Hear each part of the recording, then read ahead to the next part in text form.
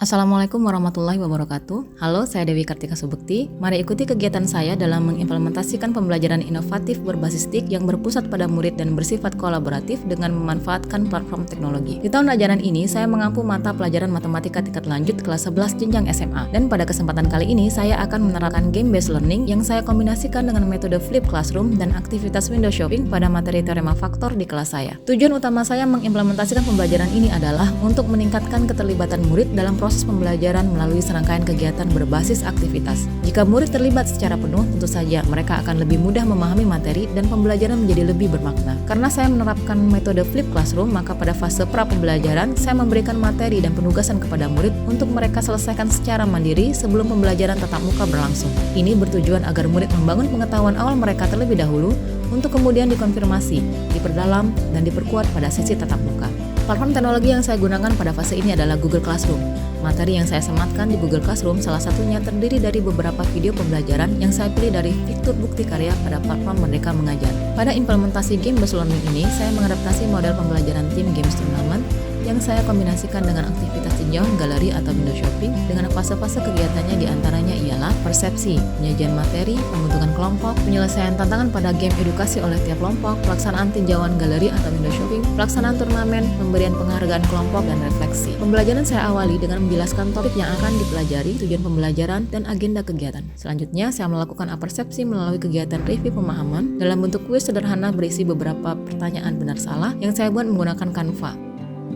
Kalau menurutmu pernyataan itu benar, kamu pindah ke kanan. Kalau menurutmu pernyataan itu salah, kamu pindah. Pemahaman bertujuan untuk melihat sejauh mana pemahaman murid terkait aktivitas belajar mandiri yang telah mereka lakukan. Pada sesi ini, saya juga menggunakan aplikasi roda pengacak online untuk memilih murid secara acak. Murid yang terpilih akan menjelaskan mengapa ia memilih jawaban benar atau salah. Setelah kegiatan review pemahaman dilaksanakan, saya menayangkan video pembelajaran terkait teorema faktor yang saya ambil dari salah satu video yang telah saya sematkan di kelas daring Google Classroom. Pada sesi ini, saya juga menjelaskan beberapa hal mendasar dan penting yang perlu diketahui oleh murid.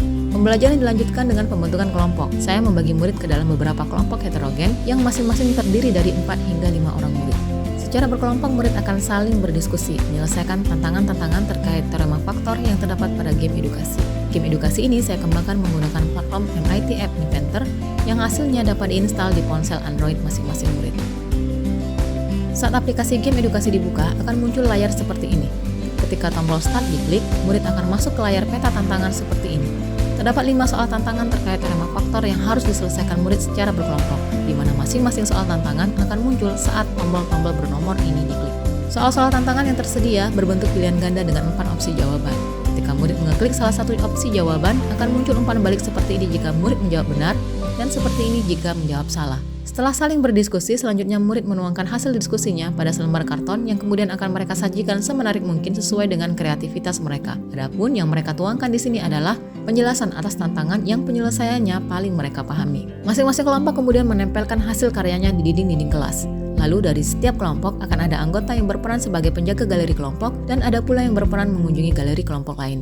Ketika sesi kunjungan dibuka, pengunjung galeri dapat bertanya tentang karya yang ditampilkan oleh galeri kelompok yang dikunjunginya. Sementara itu, para penjaga galeri akan menjawab pertanyaan-pertanyaan yang diajukan oleh pengunjung-pengunjung tersebut. Sesi window shopping berakhir setelah semua galeri berhasil dikunjungi. Yang menarik dari sesi ini adalah strategi penyelesaian tantangan masing-masing kelompok dapat berbeda-beda meskipun hasil akhirnya sama. Dengan demikian, pemahaman murid pun akan menjadi lebih berkembang. Berikutnya, saya turut memeriksa setiap karya murid dan memberikan konfirmasi terkait pekerjaan mereka secara klasikal.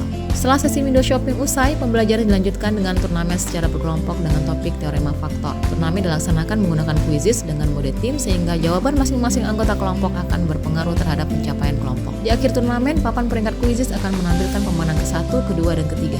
Saya mengapresiasinya dengan memberikan reward kepada kelompok-kelompok yang berada di peringkat tersebut. Setelah kegiatan pembelajaran selesai, saya melaksanakan refleksi pembelajaran menggunakan platform kolaborasi Padlet. Di sesi ini, murid menuangkan apa yang mereka rasakan dan bagaimana pemahaman mereka terkait materi yang telah mereka pelajari. Kesan dan pemahaman kami dalam mempelajari teorema faktor adalah sangat menyenangkan walaupun ada sedikit kesulitan. kami bisa menentukan faktor dari suku banyak. Saya rancang menggunakan MIT App Inventor. Mereka selesai membuat produknya, mulailah produk itu dimasukkan Setelah window shopping itu berakhir, langkah yang dua terakhir ya, yaitu turnamen. Turnamen ini saya menggunakan Quizzes. Quizzes itu ada beberapa mode, bisa dia individu, bisa juga tim.